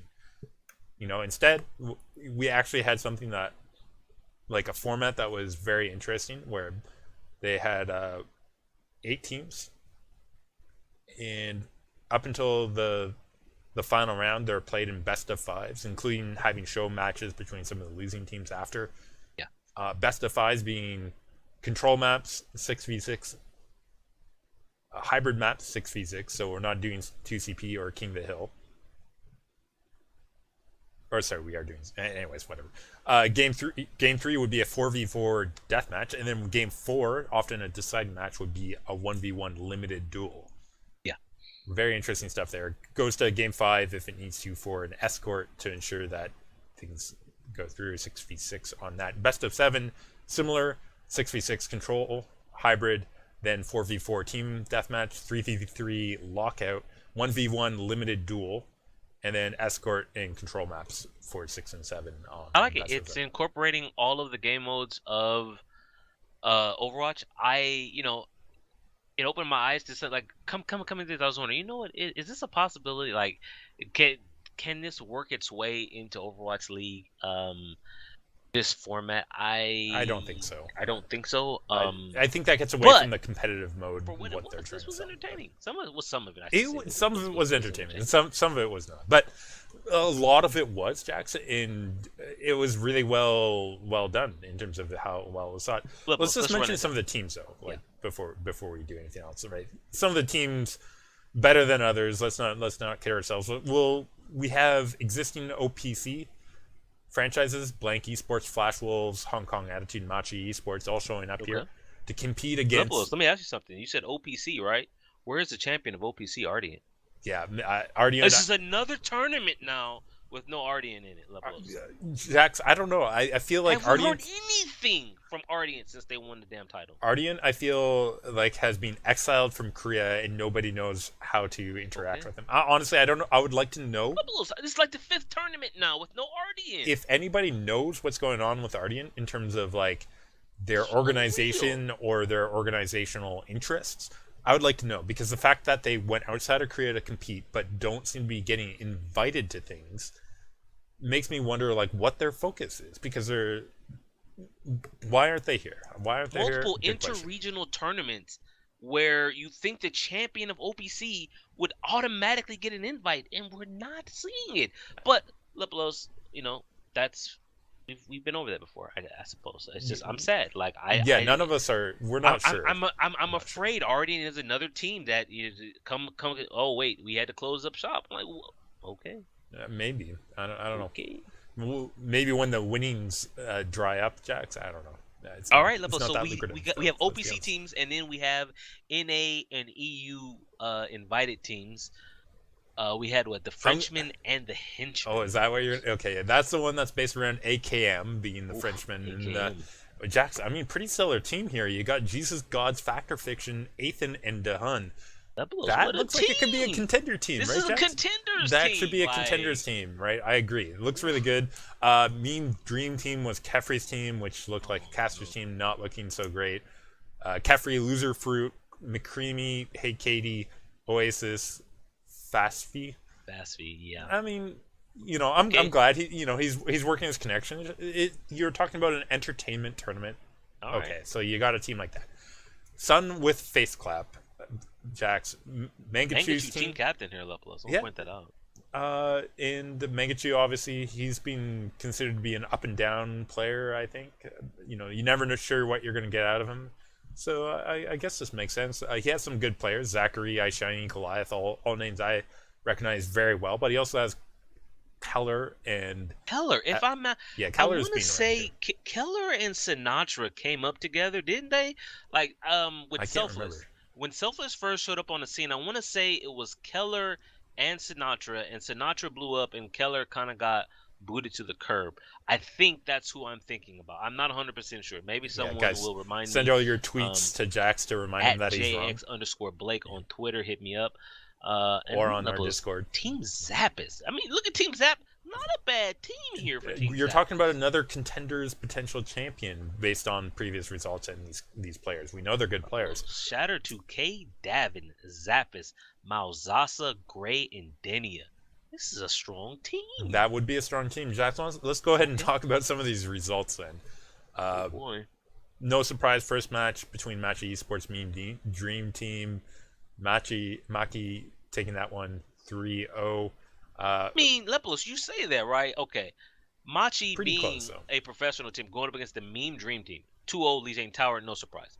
4-3 Hollywood. That bit of a surprise. It was pretty close. Yeah. And in Necropolis, once you condense it from 6 to 4, and they can concentrate those, the talent of the Meme Dream Team, 30-24. I mean, not bad, Lepolos. There's closer 3v3s. Not bad. I'm just saying, not bad, dude. Jax, I watched some of this one just because I tried to tune in for some more of, or like I clicked through some more of the closer matches, but particularly the 3v3, 1v1, or 4v4 portions, depending on which series it was. Here, Blank Esports, for Sun with Face Clap. Jack's really close series here. Lijiang Tower 2-1 Blank. Kings Row 3-0 for Sun with Face Clap. Castillo 30-28 by Blank here. Very close one. Black Forest 1v1 Jax. Mangachu taking this one against Trill. Ooh. It was a lot of fun. What happened to Trill, Lepelos? Yeah, 9-3.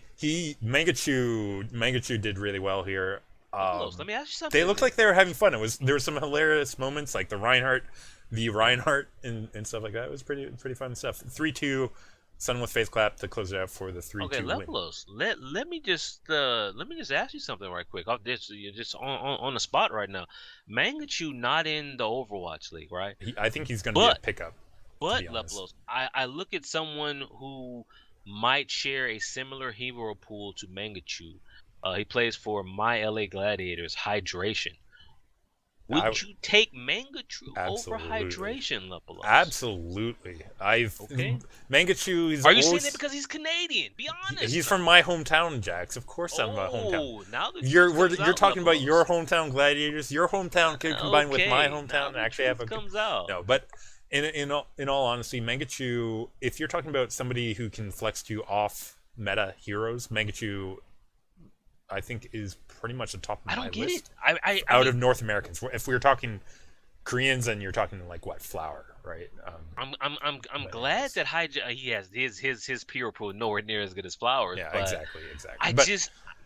I look at the Glad. I don't get Hydration. I don't. But we'll cover that in our Overwatch League preview, Lepelos. Let's move on to Hong Kong Attitude versus the Frenchman and the Henchman, and this is a surprise, is it?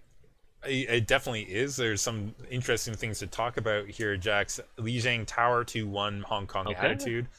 Nimbani 5-4, so another close one, but Hong Kong Attitude taking that one, Jax. Ooh.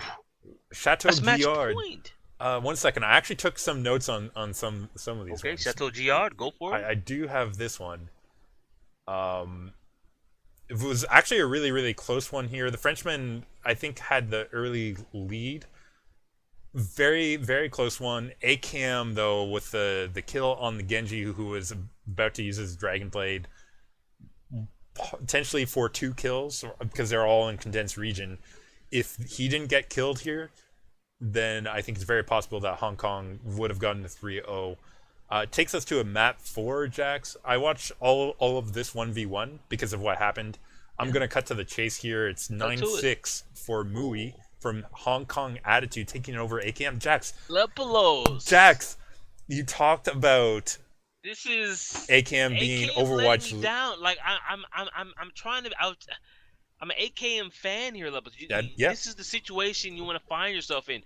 Game point. You got to win to survive. This is the pressure that champions want to have on them, Lepelos. Didn't make it. Yeah, there's a couple things I want to point out here. Is I think there are a total of 5 Roadhog battles. In the last 3, Mui won. So that's not good. Mui. Okay, so I'll put it this way. I think ACAM got off to a score of 6-2. Yeah. He was that far in the lead, right? He ends up losing 9-6. So that means you lost 7 rounds in a row, Jax. Yeah. When you're ahead. Bit of a collapse, Lepelos. Bit of a collapse there. You talk about being clutch. Bit of an issue here, Jax. There's a couple of them. I'm gonna move aside the Roadhog. There's 2 things I want to talk about for AKM not being clutch. The Mei versus Mei. It happened to another character or another player later on, but when you go for the double freeze, both characters freeze each other. AKM went for the right click after, missed it. Ooh. Mui went for the freeze. The gamble. You went for the gamble. He lost the gamble. That was that. It was just. I just started thinking, since you brought up the 5 rounds of Roadhog, I'm thinking, who played Roadhog for Rogue? And I'm saying, Rogue never had a Roadhog player, did they? Not a serious one. No one played Roadhog. One last thing, Diva battle for the final one. AKM actually demech Mui early. He went in for the kill because he still had his suit in. He got Yeah. desuited himself, and in the mini No. Devo battle, despite the early damage No. he had, Tell me he didn't. he Lepolos. lost. He lost to Oh. Mui from HKA, who This. had only 5 HP left. Oh. Jax, how Lepolos. brutal is that? I'm sorry, How AKM, many but you times was I not clutch critical there. when Not Rogue clutch. would put AKM on Diva? I'm saying, what are you doing? Why is he on Diva? He's not a Diva player, Lepolos. Prove my point. Proving All your right, well point that there that takes he's us not a to Diva the player. last of the quarterfinals, Lepolos. Flash Wolves, my boys from the OPC, Team Taiwan Taipei going up against Team Zap is pretty. I mean, take a look at Lepolos. Team Flash Wolves versus Team Zap is pretty interesting matchup here. Lijiang Tower 2-1 Flash Wolves, Numbani 3-2 Team Zappas, Chateau Giard 30-13 Dude, Flash Wolves. actually, I did not see this. I'm actually gonna go after we're done here. That's Go a and check out what's happening. beatdown. That is 30-13. none of the other 4v4s had that kind of disparity. Like they're. Lepolos, you would think Shatter, Davin, and Zappas, that's a team of fraggers right there. I'm gonna have to see what happened on that one because 13 that's interesting. kills. And from there, Lepolos, the match point, eco point, Antarctica 9-5 for Flash Wolves. You already know who stepped up for Flash Wolves to take it, Lepolos. You know it's my boy, Bacon Jack. Doing very well there. It takes us into the semifinals. Jack's upper bracket, Sun with face clap winning over Machi eSports. This one was sort of funny. Just absolutely destroyed. I'm pretty sure. Let me check. I do again have brief notes on their Chateau Giard here. Yeah, this is the one where Mangachu was on Torbjorn with the Narissa setup here. They were doing a Torbjorn setup. Yeah, Torbjorn on Chateau, and it paid off 30-20 there. Lower bracket, another long one. I didn't actually watch this one. Hong Kong Attitude, though, able to take it over Flash Wolves in a 3-2. Bit of a disappointment here. Let's be honest. 3 of Flash Wolves, they're gone. Well, half the team is leaving after this game. I mean, some of it was disappointing on the actual day of, too. Kings Row 1-0 for Hong Kong Attitude. Junkertown 1-0 Jacks. That's 2 full holds. It's game 5, Lepolos. What? I mean, Bacon Jack at least saying, like, hey, I still got it. 9-3 Echo Point Antarctica. Echo Point, my boy. Okay, let me ask you something then. Does Bacon Jack get poached if the team falls apart, Lepolos? Bacon Jack, you think, okay, would you put Bacon Jack in Overwatch League if you think about some of the DPS that we have in the league? It depends if he can speak English. If he can't, then you're sort of struggling for that. Good point. You're not wrong there. But I'm sorry to say, Lepolos, who's leaving here? Zonda, Realmint, and Sinclair, well, they're gone. So that brings us to the finals, the grand finals, best of 7 series here. This one is actually, I'm sure you're looking at it, Jax. Yeah. And wondering what happened here. I watched all but the Eco Point. I did not watch the Nepal or Kings Road, to be honest, because I was just watching for what I was finding different in this series, to be honest. I didn't get to see it live. So on the Nepal Lepolos Mangachu once again showing that he need that come mid-season signing period for Overwatch League. I would expect him to be picked up. His flex potential is pretty good. And solid, consistent.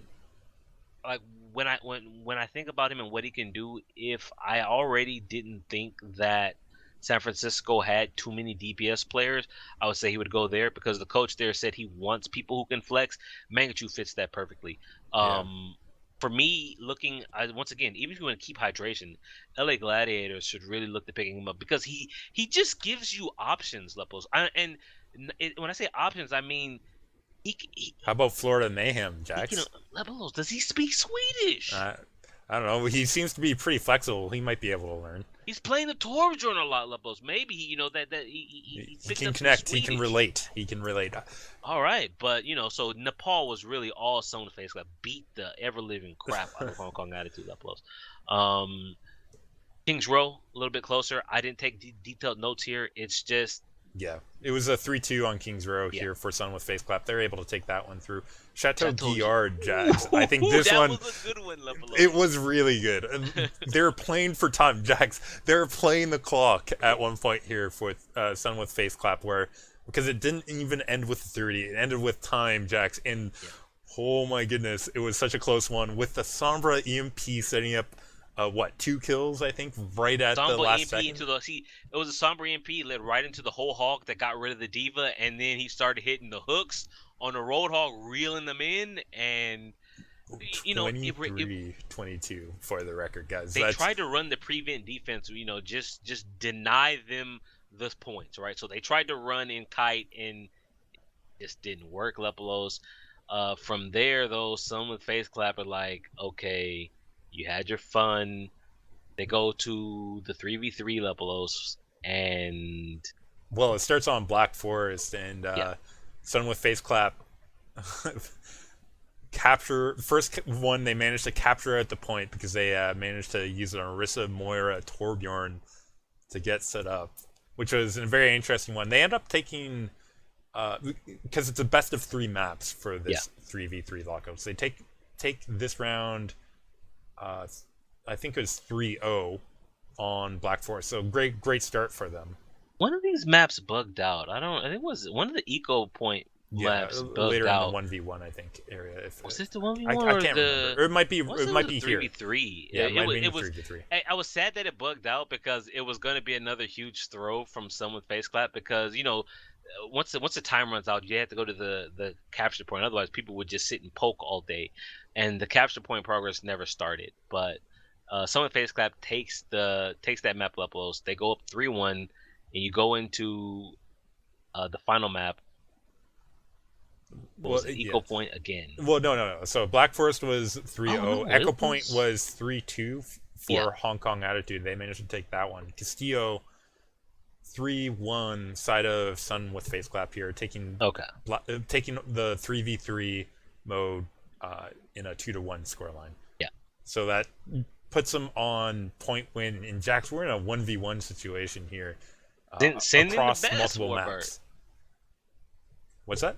That's it. From 1v1, you send in Mangachu. Yeah. Best. I think he won all of his other 1v1s that he had to engage in. Lepelos. On the other side, you had Mui, who, granted, he did lose to Bacon Jack, but he did win against. He beat AKM. He beat AKM, so we know he can bring it off the start here. And Jax, it's actually Mangachu getting the early advantage, 8-2, ends up winning on Torb versus Widow for a 9-2 on the first map, Echo Point, Antarctica. Torb Widow. Jax, That's if you're on a map, do you pick Torb or do you pick Widow? That's embarrassing. I mean, if you're Mangachu, you pick Torb. I think I pick Torb too, because then like my aim versus another Widow, I'm not sure, but I saw chip damage important, and it was. I saw one map that I watched before I had to get up was Mangachu versus Mui on. I think it was Castillo. It was Torb versus Anna. That was the very next round, Jax, because 18 or Ating came in for Mui at this point.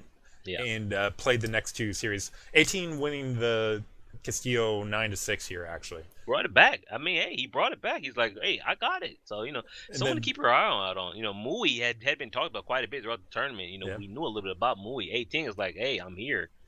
But, I mean, here for how long? Mangachu coming through on Black Forest.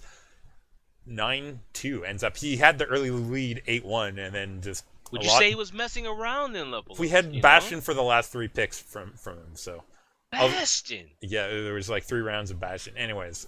So Lepelos, he goes, Mangachu, team captain, someone face clap, goes from not even having a passport to having his mother work the magic, gets the passport, gets him on a plane, and he goes and wins the tournament. Dude, if anyone can now say 1v1 me, bro, it is Mangachu. Like, he won every one of those 1v1. Now, he's maybe not every Overwatch map, League. but of course, Overwatch League is 6v6 and not 1v1. But he showed that he can flex to all these various heroes. Listen, he remains to be the only Torbjorn that I've seen in pro play that has gotten a hammer kill on Zunba. But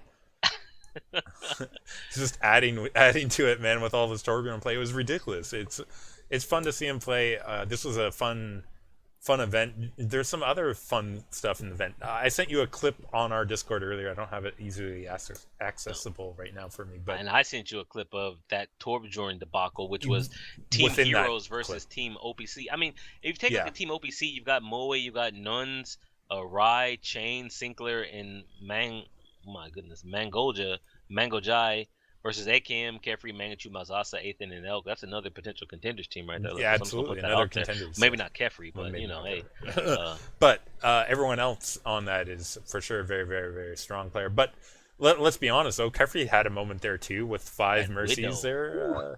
That Widow action. Ding, ding, ding, ding, ding. Hilarious. That was Hilarious when you watch him go. the guy's a good Widow maker. The thing that got me cracked up, actually, Jax, I was sort of laughing almost to tears, was the Sombra versus Moira, where the OPC players were camping up front with their Moiras, and then all the Sombras came out the far side, cloaked, and went to point.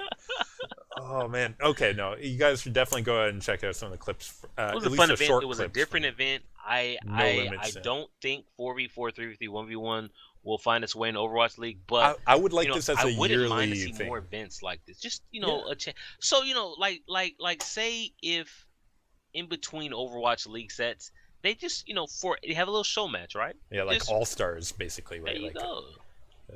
The sense All of right. that. But here it played out very well. I think it's definitely... I would like to see a Europe, North American one, obviously, would be an interesting one to do. But this was fun. Let's run it down now. Yeah, we'll go through some of the other results that we have here, Jax. We do have all this open division that we're talking about. We'll get around to that after we cover first. Yeah. Go for European Cup number 81 that just happened.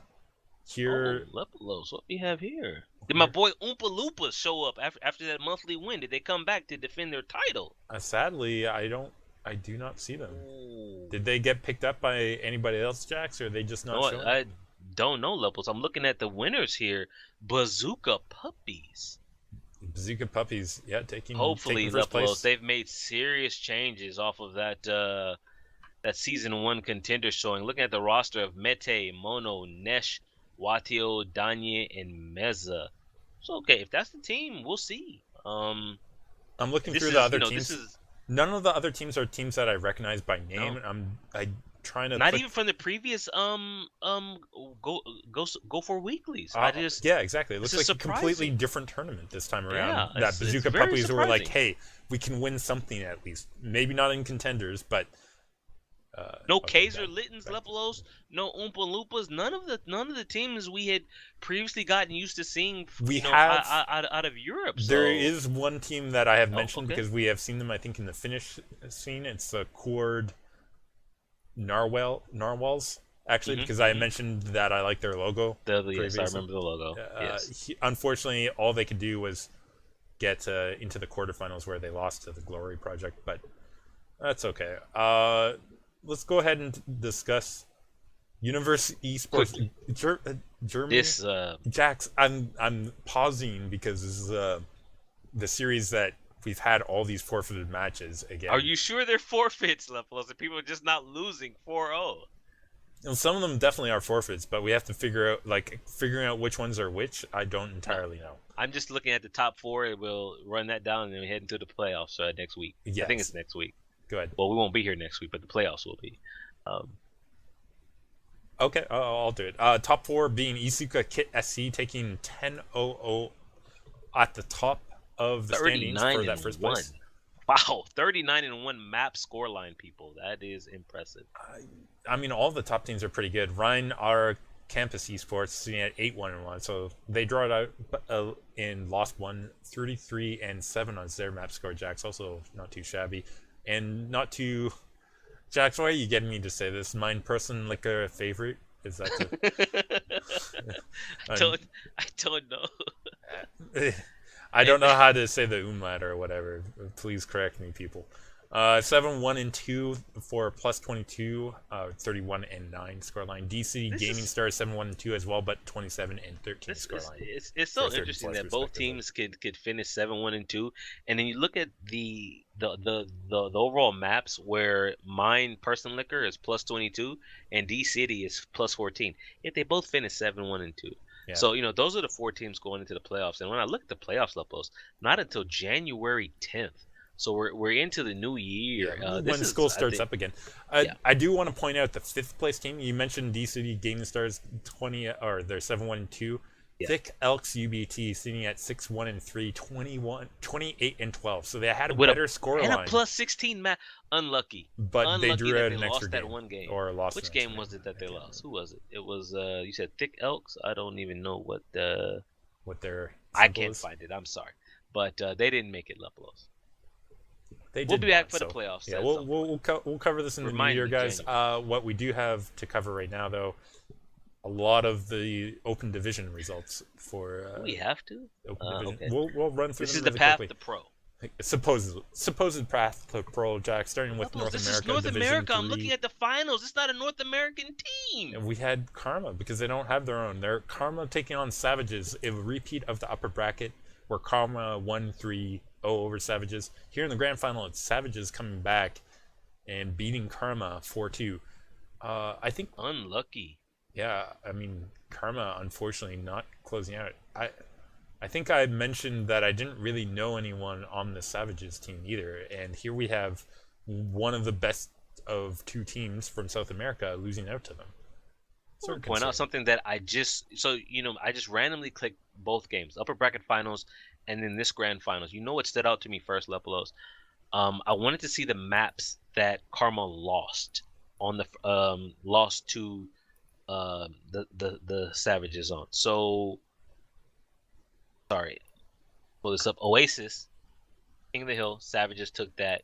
Lijiang Tower, Savages took that.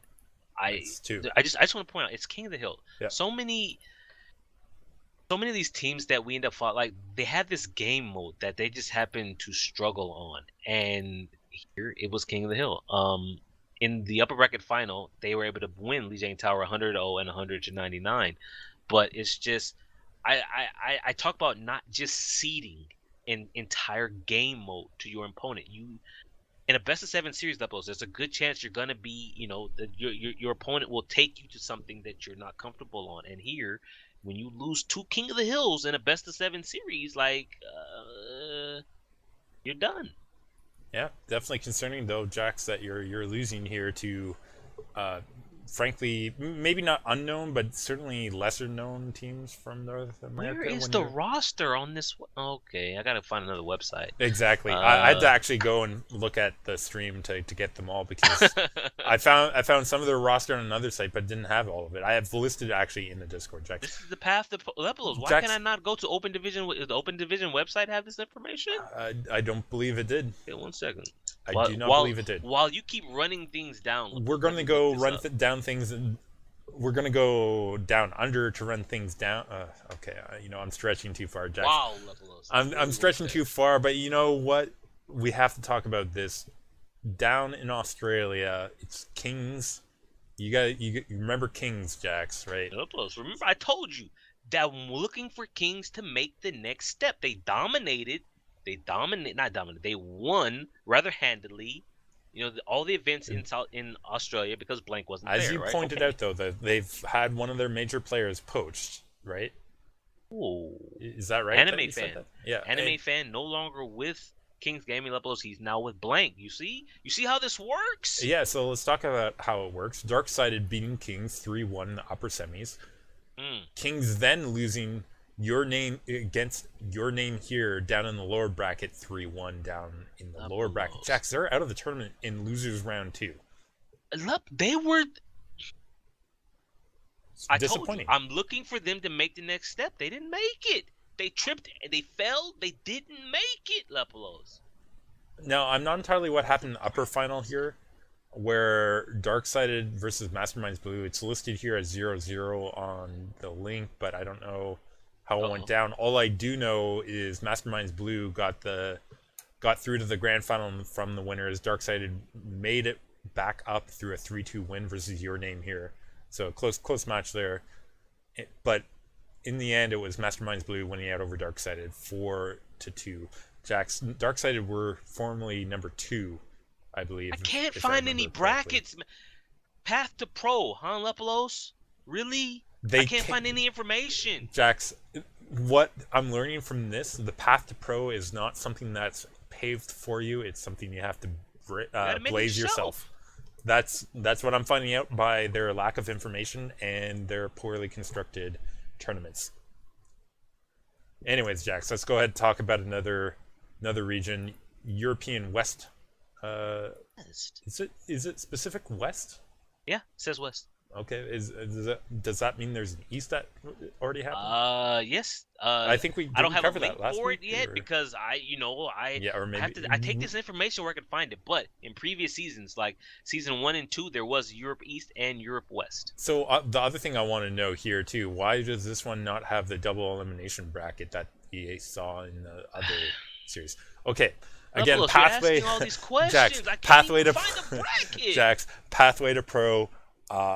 You gotta blaze your own trail. That's all I'm gonna say again, because this clearly roughly constructed path to pro provided by Blizzard, very So poor. I Very Google Overwatch Open Division Season 3 Australia. It takes me to the ESL website. They have a link here that says bracket. I click on the bracket. You know what it says? The brackets are not yet live. It can take up to 10 minutes from the start of the cup for the brackets to be available. It's over, dude. It's already over. Yeah, that's brutal. Okay, we're talking about European West Jacks. Don't worry about looking this one up. We already know the winner, at least. That is Angry Titans here, taking it 4-0 over. Is it Augmented Authority that they won over? I'm trying to look up these teams right now. If I remember, Angry Titans actually has Onigod on it. But no one else that's familiar to myself at this point. Let me see. I'm gonna paste you a quick link right under it in our schedule. You can click that. It lines up better for you to take a look at. Angry Titans. Oh, Onigod. Who did he play for? Was he 1-2-3 last season? I'd have to double check. One sec. Let me look up Onigod. But either way, at least it's a familiar name. But the only person that was familiar. No, he wasn't. Okay. Was he a former Dignitas player, or No, he plays Toronto eSports. That's who he played on. He played for somebody. Toronto eSports, Jax. That's who he's played for. He played for them for months. Someone else though in Contenders last year. I thought. I'm looking at so some of these other Western European teams. I see Kaiserlitten's here. I see your team, Cord Narwhals. They signed up here. Yeah, but none of them really making it through too far, to be honest. We'll see. Okay, see, now we've seen them start the path, right? Yeah. They took Contenders Season 3 championship. Now, I don't, hopefully, maybe Season 4, whatever they call it in January, we'll see if Angry Titans can continue to run.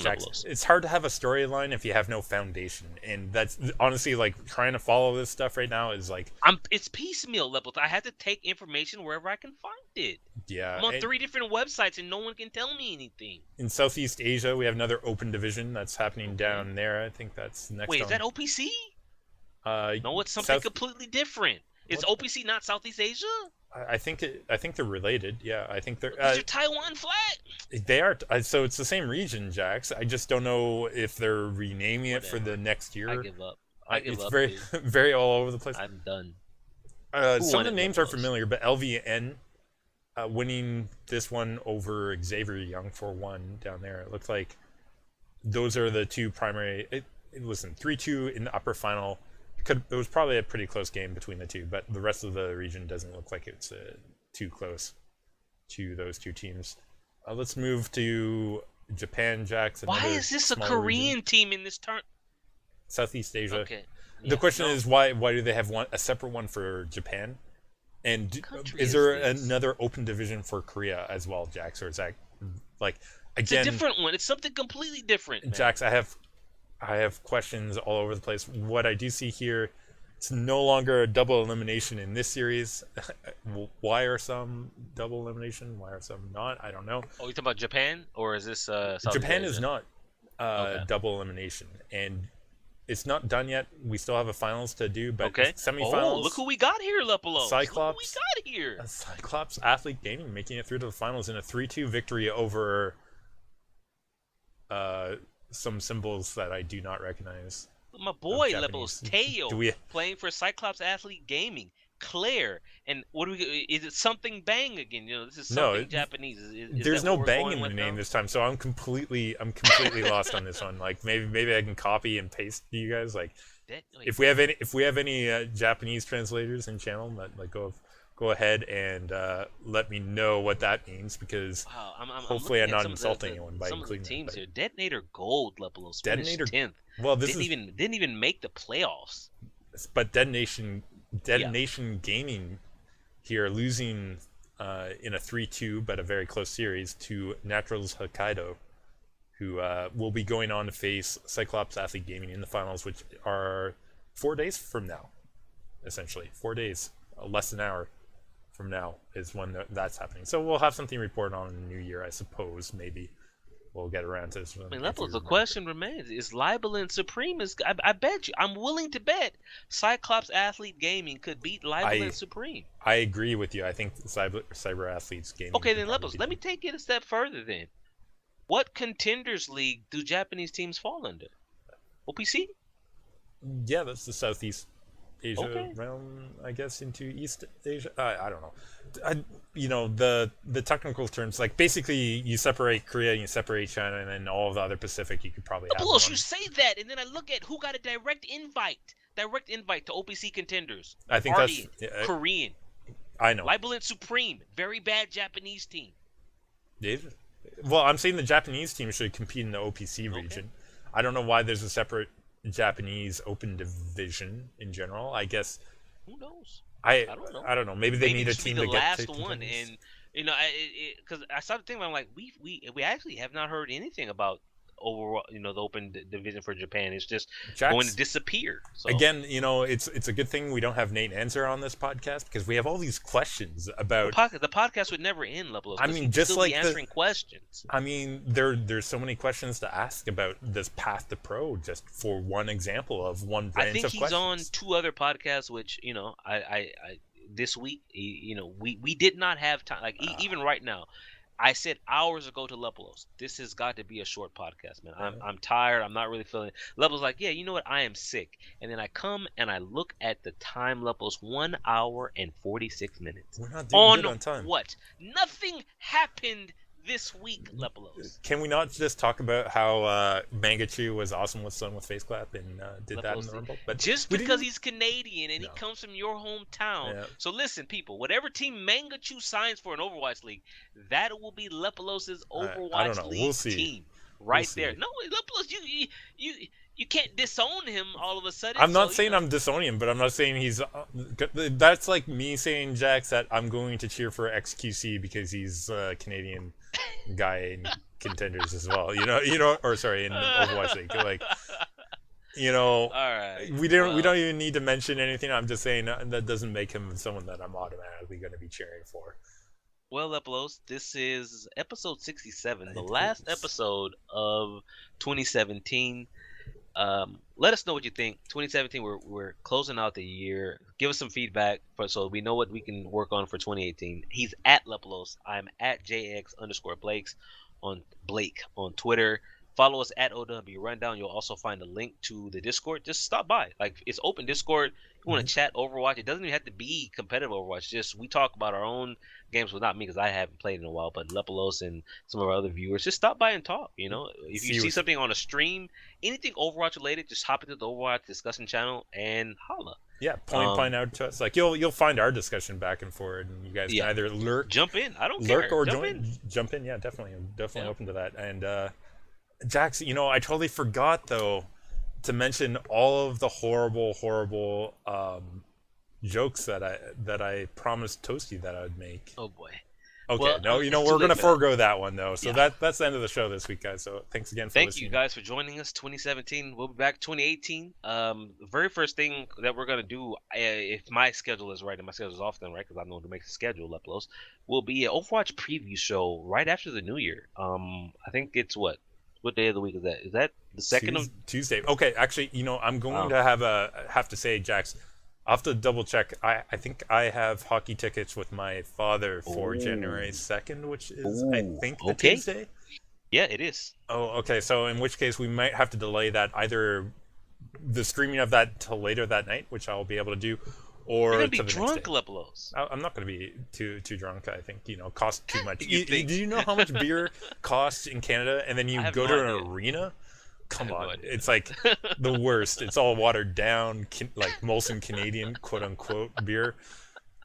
But anyways, you know what, Jax? I am going to play the music over myself this time, so we're equal on that front now.